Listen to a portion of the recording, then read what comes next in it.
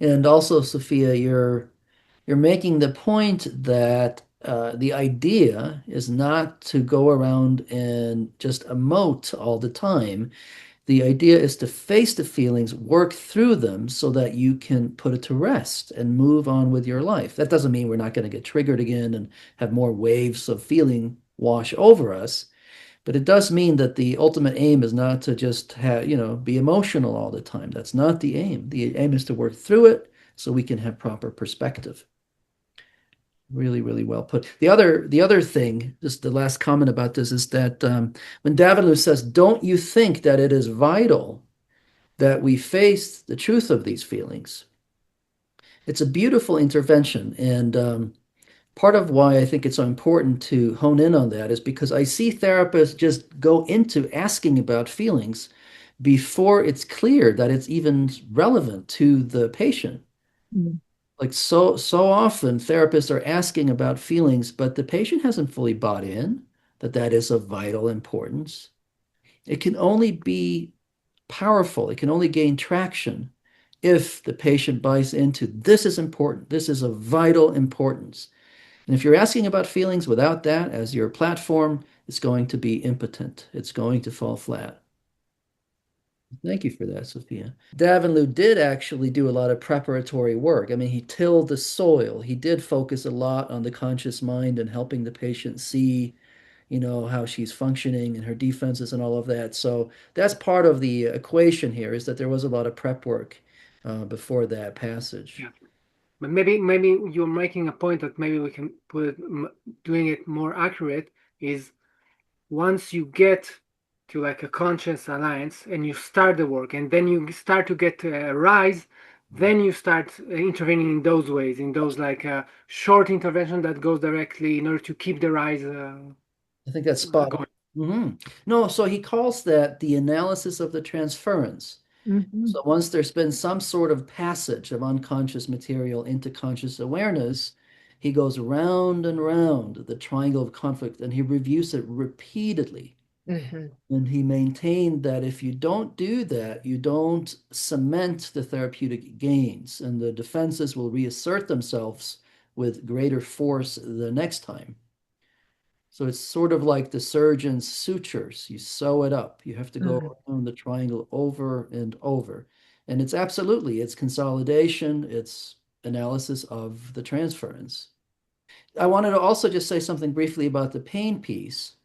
I agree with you. If you look at the concentric circles, the anatomy of the wounded psyche, at the very heart of it, where you have the bond or the attachment, right after that, you have the pain of the trauma to that bond. So the pain is absolutely the most central, the most core. And, Yes. and anger, reactive anger comes after that. So you're right to highlight pain. Mhm. And but if you look at the unlocking of the unconscious that I sent out, I think it's within the first 10 pages of the book, he talks about underlying pain and how anger can be used as a defense to avoid that pain. So it's entirely consistent with Davanloo, what you're saying, and it's Yeah, entirely. but when I listen to conferences and so on it's a larger area, I don't hear so much to talk about pain, and that concerns me. Yeah, I agree. I should have a major focus. I totally agree. It's probably me, It's all my fault, Robert. obviously. Through my most grievous fault. Yeah. Sophia, you're here after all. Yes, we ended up not going in the end. Oh, So here I am. oh, well, lucky us. Lucky us. Yeah. Yeah. There's Yair. Bo. Hello. Bye. Here. Hey, good to see you. See you too. Thanks. How are you, Harrison? Yeah, thumbs up. Yeah, pretty good. How are you navigating all your different reading groups? It's challenging.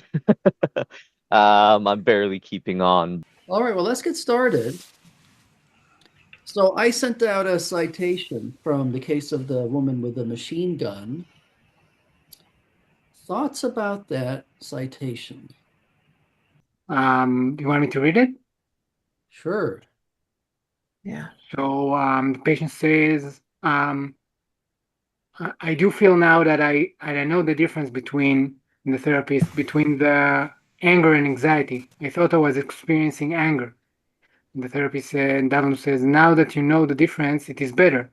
Well, yes, I didn't even realize I was feeling it. Okay, so it came and went. And Davanloo says, it is very important. Yeah, so let's take a piece and examine that piece. Yeah, for the first time, you actually experienced that anger to whatever extent it was. You actually experienced it, and now you are equipped with a different knowledge about yourself. That is different from anxiety. Mhm. Anxiety, right. You see, anger and rage are different emotions than anxiety, and anger immediately mobilizes anxiety. Depression is a mechanism of dealing with this internal rage, okay? Now we persisted and worked hard together, and finally you experienced it, okay? Mhm. So now you are better equipped than if you had not experienced it. I'll Mhm. tell you why. Because then you would have left me, gone with some feelings that you have repressed within yourself without experiencing it. But the fact that you experienced it, you have a better knowledge of yourself. Yes, it is not only a cognitive knowledge, it is an experience knowledge. Mhm. No, yes, I see. Mhm. Right. Thank you for that, Yair. And so this is on the heels of really meticulous, maybe even pedantic work on helping the patient differentiate the experience, the actual experience of anger as opposed to what she thought of as anger, which was mostly anxiety mixed with defenses. That he really, really goes out of his way to focus on that. And I'm interested. How are people understanding that and reacting to that? Um, it is really for me. It is new for me to see the I mean the actual the importance and the insisting on having the patient like really driving it home this way. I think it's the first time I read it, and I really noticed how much he emphasized it. Mhm. Whereas sometimes I can, I'm noticing it with the patient, but but the way he just stays with the patient in order to really drive it home. Mhm. Um, I see, and I go to my meeting with patient, with my session with patient. I can see how important it is. After a patient really experiences something, and after a patient struggles Mhm. with you and experiencing something he didn't manage to experience earlier, and he did made an effort, and then driving it through and making like really notice why it was important, to make it like really like why all this effort was so important, and what he knows now, what new information he knows about himself Mhm. that he didn't know. Mhm. And I've noticed, looking back, I've noticed that whenever I'm doing it with patients, not only with the experience, only the difference between anxiety and defense, but whenever there is like an experience that the patient was able to do after a lot of like defense work or some work that we done together, whenever I'm doing this meticulous driving home part, Mhm. I notice that the session that the alliance that the therapeutic alliance keeps even between the sessions, and then the patient comes next session and he says, really, I thought about what we talked about last session, and I really noticed it during the week. Mhm. And so you see how important it is for keeping the alliance. So you're saying that when with your patient you highlight their new accomplishment or their progress, when you actually focus on that, that helps with the therapeutic gains generalizing to the rest of their week. Is that what you're saying? That's what I'm sensing, that Oh. people really see people really sense that therapy is actually doing really important work for them, and it's work that they should keep like I don't understand why it's like training or working on Mhm. in their life. It's like gaining a new knowledge and now using it. Hmm. Uh, Hmm. Yeah, you're driving home how worthwhile it is, that there really are yeah. benefits, essentially. Uh, yeah, and then again, the work that precedes this citation, it's very graded and stepwise, meaning that it's not unrelenting pressure and challenge, but it's pressure, challenge, followed by recaps and driving home insight until those corners begin to separate and she has that experiential differentiation. I have heard from the other people in the past, other ISTDP professionals, that anxiety is not an emotion. Mhm. And so I just wanted to check that out because I think the anxiety is actually the tension between conflicting emotions or conflicting, I guess, drives or impulses. Mhm, mhm. Yeah, that squares with ISTDP metapsychology. I mean, at the end of the day, it's about semantics and how you're actually defining your words. But yeah, you're describing the ISTDP perspective, which is that anxiety, by and large, is not seen as coming from the bottom corner of the triangle of conflict. It's not a core affective state. It's in response to core affective states. Okay, so anxiety is not a core affect. It is, say it again. I'm No, that's sorry, okay. Johannes. No, that's okay. Freud called it signal anxiety, meaning it's an alarm bell going off, like ding, ding, ding, something threatening is about to emerge from my depths here, and the anxiety is the alarm bell. Does that help? Right. That helps a lot.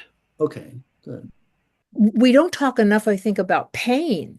Mm, Pain, mm, it's such a central part. And so uh mm, my understanding is that when what is being triggered, the emotion that's being triggered is like encased in pain or wrapped up with it, and it starts to come into consciousness, and the ego isn't strong enough to tolerate it, the impact of the unconscious that transforms into anxiety. And I think the central core is pain. I don't think it's anger. I mean, and who am I to say that? mhm, mhm, But you know, the and then the other thing I wanted to say, Yair, you read that so beautifully. I'd like to read something from the metapsychological statement he made at the beginning of the paper, mm, um, which I always just it stopped me in my tracks when I first read it, because you hear how intellectual he becomes, how talkative he is at this point um when he's driving home the difference. And I just want to read this, and I'm not a good oral reader, so I'll stumble all over myself. Don't worry.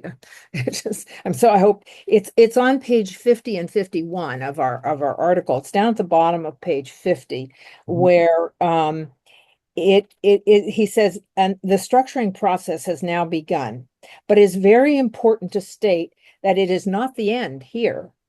It must be followed by a long phase of consolidation, mhm, analyzed over and over again in a way that sometimes may seem repetitious. Nevertheless, extended clinical research data has shown that this repetition is absolutely necessary in order to ensure that the patient both experiences the underlying feeling and understands the way which they were formerly confused. So I won't go on and read the rest of the paragraph, but it's just more of the same, and it's just a very and when I was psychoanalytically oriented, and I was making these long-winded, horrible top-down interpretations of what a dream or what a patient was saying, and I would go on and I thought, oh, let's listen to that magnificent interpretation. It's just glorious. It integrates everything. And now come to Davanloo, who is wham, wham, wham, like that. But then he turns, once he's got the corners of the triangle differentiated, he mhm. becomes not long-winded, but compared to him, he Yeah. goes, redundant. He come over and over. Mhm. No, so he calls that the analysis of the transference. Mhm. So once there's been some sort of passage of unconscious material into conscious awareness, he goes round and round the triangle of conflict and he reviews it repeatedly, Mhm. And he maintained that if you don't do that, you don't cement the therapeutic gains, and the defenses will reassert themselves with greater force the next time.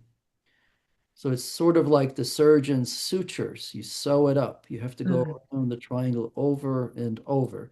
And it's consolidation, it's analysis of the transference. I wanted to also just say something briefly about the pain piece. I agree with you. If you look at the concentric circles, the anatomy of the wounded psyche, at the very heart of it, where you have the bond or the attachment, right after that, you have the pain of the trauma to that bond. So the pain is absolutely the most central, the most core. And, Yes. and anger, reactive anger comes after that. So you're right to highlight pain. And Mhm. but if you look at the unlocking of the unconscious that I sent out, I think it's within the first 10 pages of the book. He talks about underlying pain and how anger can be used as a defense to avoid that pain.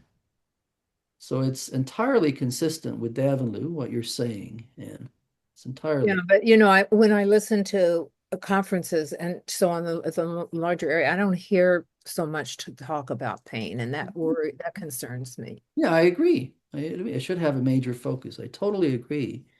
Sorry, I don't really have anything to say, but I would just follow up on what Anne said about, this needing to repeat it because I've heard from somewhere else, and I see this with clients as well too, that you have to repeat over and over and over again. It's, oh yeah, there it is coming back up again. So repetition is the mother of learning. You Hmm. have to repeat it over and over and over again, which can be tiresome, but Mm, it's like being a school teacher. You have to do the lessons over and over and over again until it sinks in. And mm, then I guess for the client, then what would happen is they'd say, oh, there's that pattern coming up again. mm. Well It's put. interesting though what you say about how someone feels pain, that the anger or the expression, I guess, of the anger is a defense against experiencing the pain. Can be. Not necessarily, but it can be. Hmm. Can be. Yeah. Yeah. Thank you, Steve. That was great.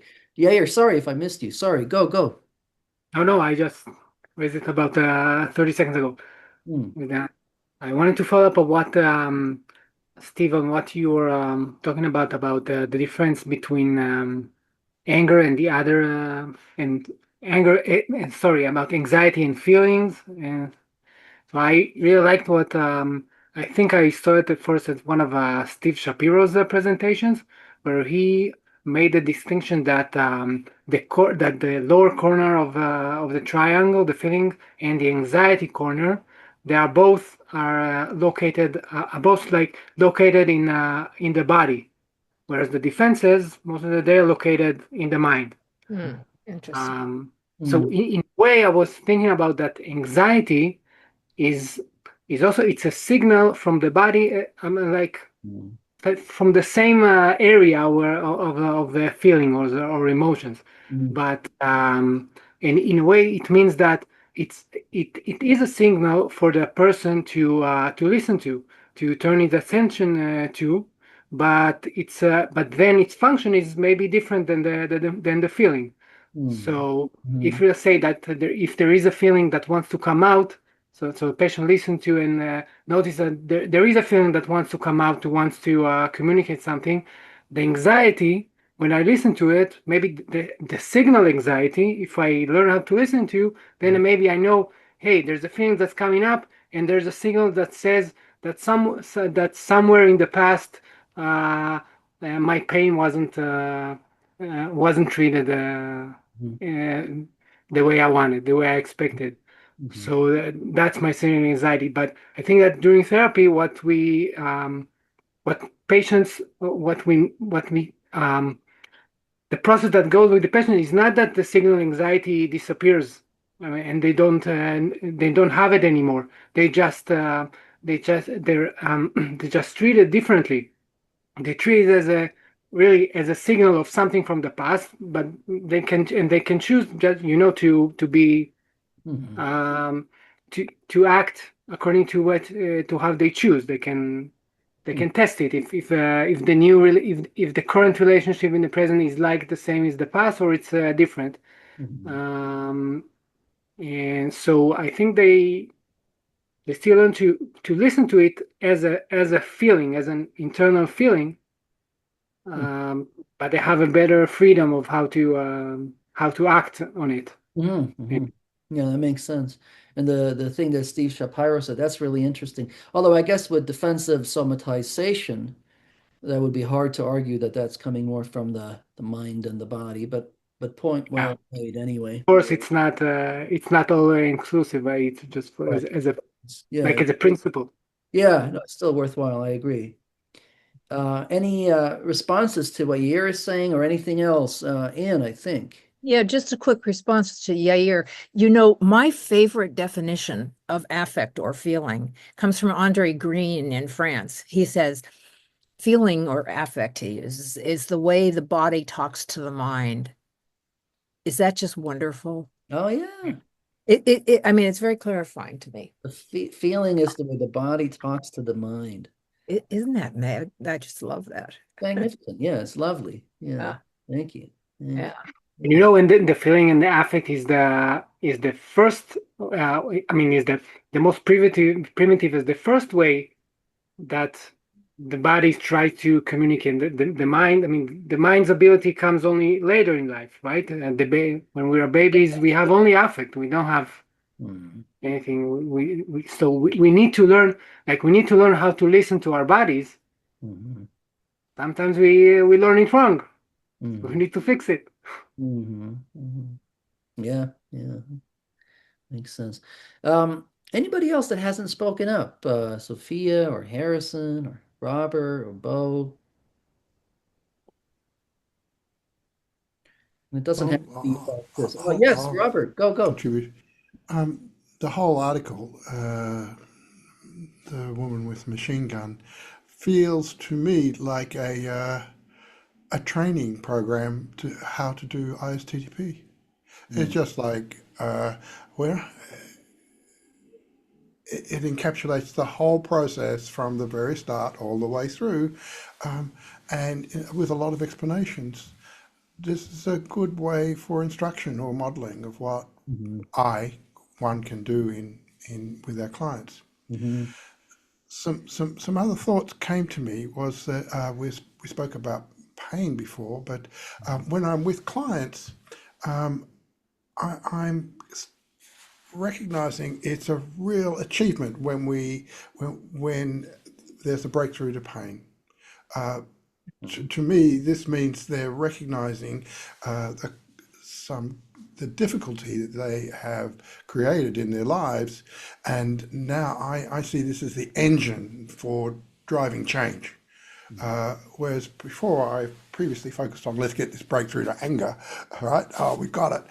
Now I'm seeing that the pain is more important for me to actually achieve, or for them to achieve actually, because mhm, I'm not there at all. Um, mhm, and I do notice that as another comment about what we've been driving through working through the idea, as a therapist, I tend to want to tick the box, right? We got that one, we got that one, got that one.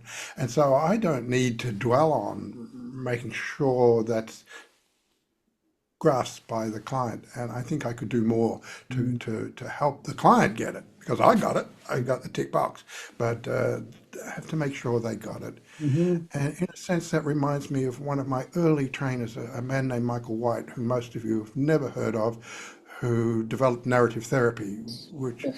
he was my personal trainer right at the very early years. I was very fortunate. I was in Adelaide, he was in Adelaide, and I trained with him. But one of his remarks or his instructions was focus on what the unique outcome is, focus on the achievement of a positive experience for the client, because so easily in therapy we focus on what's wrong rather than what they did well, and that just reaffirms time to focus on what they've achieved here. Mhm. So there are my thoughts about what we've been talking about here. Thank you, Robert. Yeah, that really echoes what Yair was saying about highlighting progress as a way to boost the alliance. Yeah. And the thing about pain, I resoundingly agree with that. But the dilemma sometimes is that a client can be in a lot of pain, but it can be a result of self-attack. So it's actually coming from the Hmm. left corner and not genuinely from their depths. And so, but yes, if we're talking about genuine pain, not the result of self-attack or self-torture, Absolutely.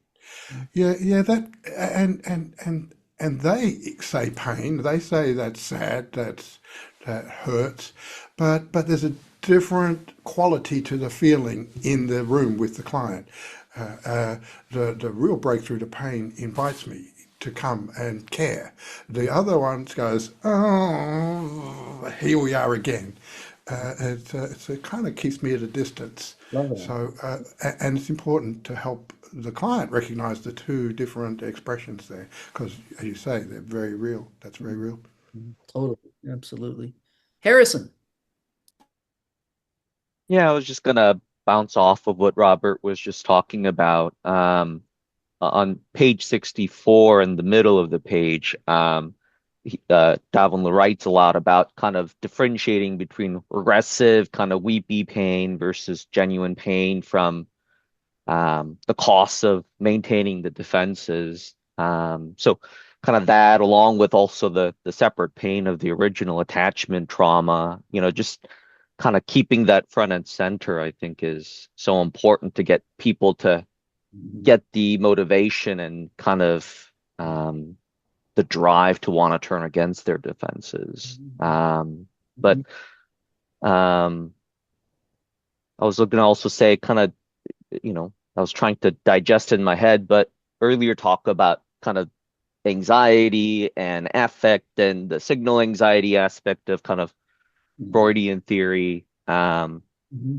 This Mhm. kind of goes into more the affect phobia model, but McCullough writes a lot about how, she directly kind of views the anxiety as an inhibitory affect and kind of will frankly call it that and Mhm. say, oh, it sounds like you're getting anxious.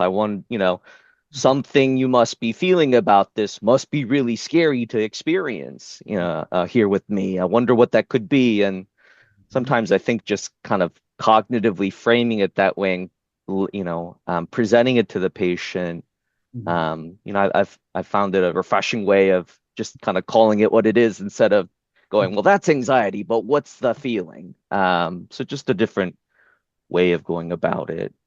Um, Yeah, that I'm yeah. sure can come in handy. I'm sure that can be really useful. That's why I Mhm. said earlier it's a matter of semantics. It depends on what we mean by the words. So yeah, that's great. And then at other times, it can be really helpful and powerful to make a hard and fast distinction and go, but that doesn't say how you feel. That's more of that debilitating anxiety. So it just depends, but that's a good point. Yeah. Harrison, do you prefer scary or painful? Because I like pain. Something painful is coming up, and you were talking about something scary coming up, and I wonder which way you like to go. Well, I view them as two different things. There's kind of the pain Yeah, about consequences of defenses, the original trauma. But um, I think scary I view more as kind of the signal anxiety aspect of things, not yeah. not the pain aspect. Hmm. Hmm. Mhm. And this is a kind of a shift, but I wanted to bring up, one of my favorite parts of this chapter is in 62, where he's like diving really into the transference and the wall she's enacting between her and Davanloo. Not much other than I really like the work in that Oh, section. really? Oh, really? Yeah. Is there a particular passage that stands out? Let's see here. I got the page pulled up. Hmm. Kind of from, end of 62 to 63, but top of 63, where he says, and this wall is like this, that I would not want to have this stranger. I'm not going to let this stranger get to my intimate thoughts and feelings. And it is very important we look at this process. I think that line just kind of encapsulates it really well. Beautiful. Yeah, I Yeah, love that too. I love. yeah. That's yeah. Yeah, he's not that shy about expressing his opinion. That is very important that we look at this. And I can appreciate that. I think there's been an overreaction in our community where people think the therapist has to be a wallflower and, oh my God, what if I express influence? What if I oppress the patient? And I mean, not that that never happens, but Devanloo isn't, he's not phobic about that. So great. Um, Again, it's the instruction manual for how to do ISTDP. Robert, it's also what you're saying right there is merit is started off by that metapsychological statement. It is an amazingly articulate, condensed statement about how to do the graded approach. And then he follows it with the conclusion, with the summary that makes it even more clear. It is such a magnificent article. yeah, it is. Apropos the exchange between Anne and Harrison, fear and pain and signal anxiety. Just the bit of nuance that I think is important, which is that in his transcripts, he will say things like, "You seem terrified of looking at this."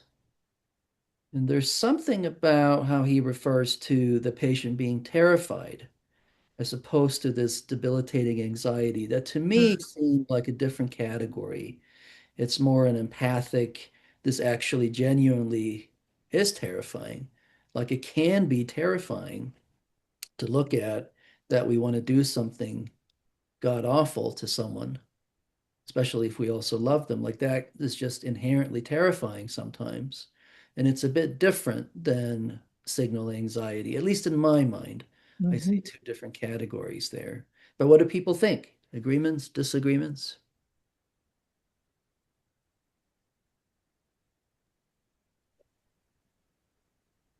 Yeah, I Steve. think that in a way, intervention is something like that, like it is terrifying, you seem to be terrifying, is actually a way, it can be a way of overcoming the anxiety Mhm. because it putting like a cognitive structure on the experience, on the anxiety experience. Like once you said it, you put it into words.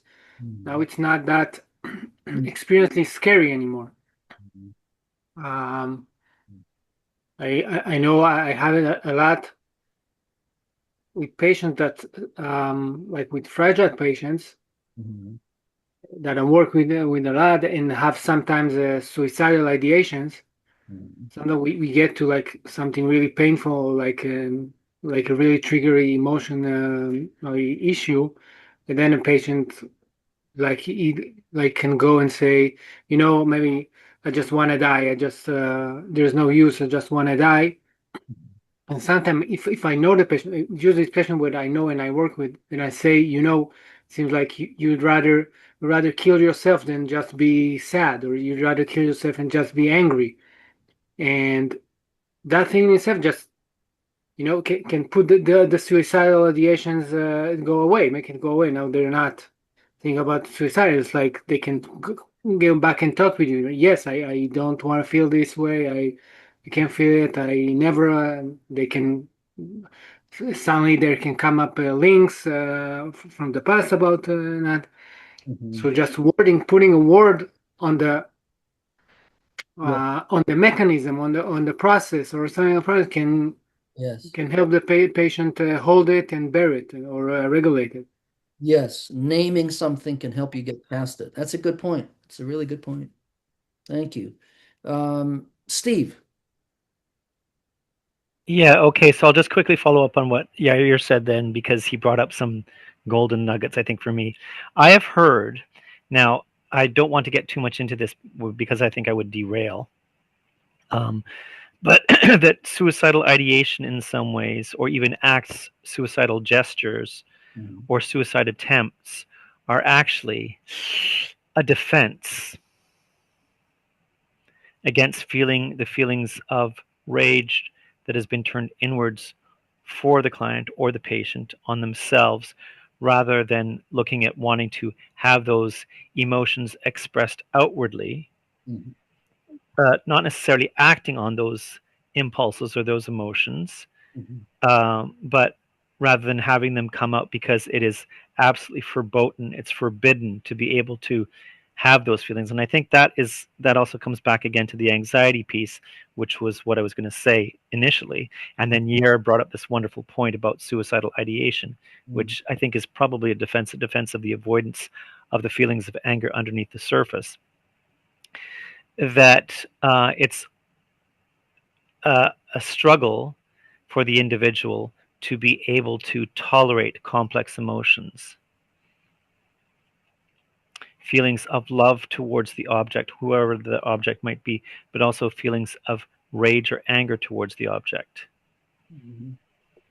And that when you can tolerate both of them, then I think probably the anxiety is diminished, because then there's finally an avenue for the individual to say, well, I love this person, but I really absolutely just hate them as well too at the same time. Mhm. It's a major developmental milestone. It's in step with Klein's concept of the depressive position, being able to hold both. It's very difficult. It's often very painful to have the experience of rage towards someone we also love deeply and to be able to hold both instead of one having to cancel out the other. Very painful often. Absolutely right, what you're saying. Thank you, Steve. And also, by the way, we don't just have to talk about the woman with the machine gun. If you have reflections about other cases, have at it. Like Sophia, for example. How about you? Sure. Yeah, I'll shift the focus a little bit with the idea that I thought I could share with the group. But I guess it's also a way of summarizing a lot of what we talked about. Because this idea that I really like that Davanloo keeps repeating in his many articles is, or the way that he phrases what the end goal, like the whole point of the therapy is, and that is to like to put things into the right perspective. Like he keeps on phrasing it like this, to put the emotions and the memories into the right perspective.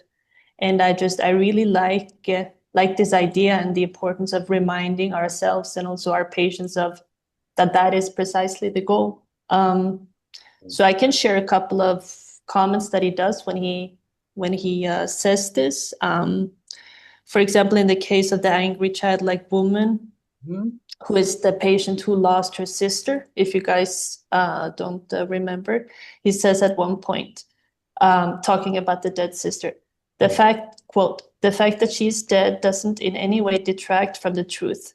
What you say is that because she's dead, you have to keep the memory good. But if these feelings were there, it is very important for you to see them as they are, to see the truth, because you have to put your sister, even the memory of your sister, in the proper perspective. Mhm. And then later he says, quote, if you have some negative feelings about your sister, don't you think it is vital for you to get them out in the open? And Mhm. don't you think it is important that you put things in their proper perspective? And Mhm. then he later also says, quote, what you did with all these feelings was to bury them. But don't you think it is time that came out for you to face them for what they are, because they are honest and they are straightforward, unquote. So, yeah, Yeah.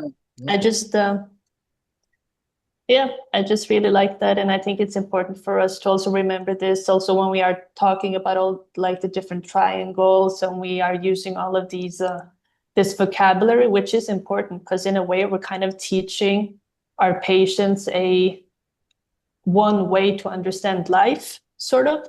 So of course we're teaching like a view and a vocabulary of how to navigate life, but it's also important to remember why we do it so that we don't get caught up in unnecessary problems or focus areas. Hmm. And also, Sophia, you're making the point that the idea is not to go around and just emote all the time. The idea is to face the feelings, work through them so that you can put it to rest and move on with your life. That doesn't mean we're not going to get triggered again and have more waves of feeling wash over us. But it does mean that the ultimate aim is not to just have, be emotional all the time. That's not the aim. The aim is to work through it so we can have proper perspective. Really well put. The other thing, just the last comment about this is that when Davanloo says, "Don't you think that it is vital that we face the truth of these feelings?" It's a beautiful intervention, and part of why I think it's so important to hone in on that is because I see therapists just go into asking about feelings before it's clear that it's even relevant to the patient. Mm. Like so often therapists are asking about feelings, but the patient hasn't fully bought in that that is of vital importance. It can only be powerful, it can only gain traction if the patient buys into this is important, this is of vital importance. And if you're asking about feelings without that as your platform, it's going to be impotent. It's going to fall flat. Thank you for that, Sophia. Yair. Yeah, I want to really like to follow on this last point because this is also what I caught of when Sophia, when you read it.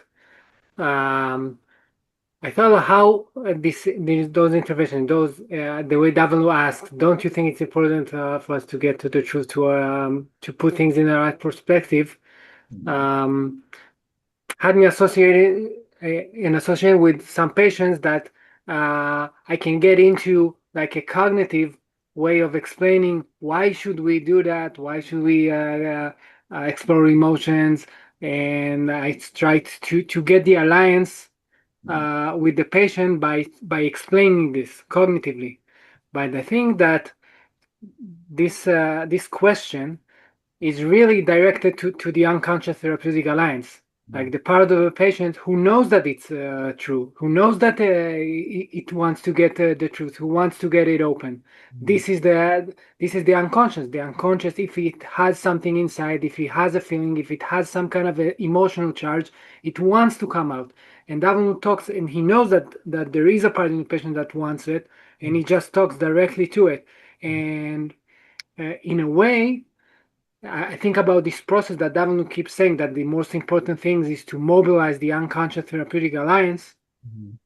I think that in this way, you don't need to explain a lot of the patient. You need to, I mean, when you ask the patient a question like that, don't you think it's important for us to get to your truth, to put it in the open?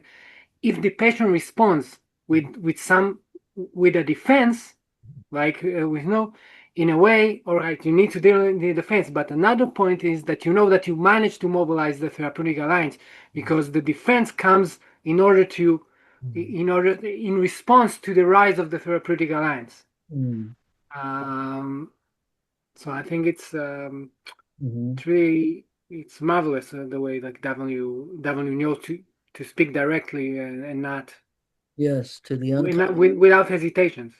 Yes, I agree with that. I think it's a really, really important point you're making. But the caveat in my mind, though, is that if you look at that case, though, Davanloo did actually do a lot of preparatory work. I mean, he tilled the soil. He did focus a lot on the conscious mind and helping the patient see, how she's functioning and her defenses and all of that. So that's part of the equation here is that there was a lot of prep work before that passage. Yeah. But maybe you're making a point that maybe we can doing it more accurate is once you get to like a conscious alliance and you start the work and then you start to get a rise, then you start intervening in those ways, in those like short intervention that goes directly in order to keep the rise I think that's spot on. going. Uh, Look, I'm sitting here feeling very grateful for you all. Um, what a pool of insight and knowledge is coming through here. Every one of you speaks, and I'm going, oh yeah, oh yeah, oh yeah, oh that. Um, and I'm reading the same articles you're reading, but you're showing us a different perspective. I just uh, it it uh, uh, it enlivens me. So thank you all very much. Yeah. It means a lot that you're here. Your presence adds a lot. So thank you, Robert. Thank you. You. About what you said, Robert, look at the group of us dedicated people that keeps doing it like every 2 weeks and reading and working, and it's really shows of our dedication. It's Sure does. our love for the work. Yes. It's great to be a part of this group. Yes, I agree. Thank you. Thanks. Thanks. Okay. Bye bye. Bye.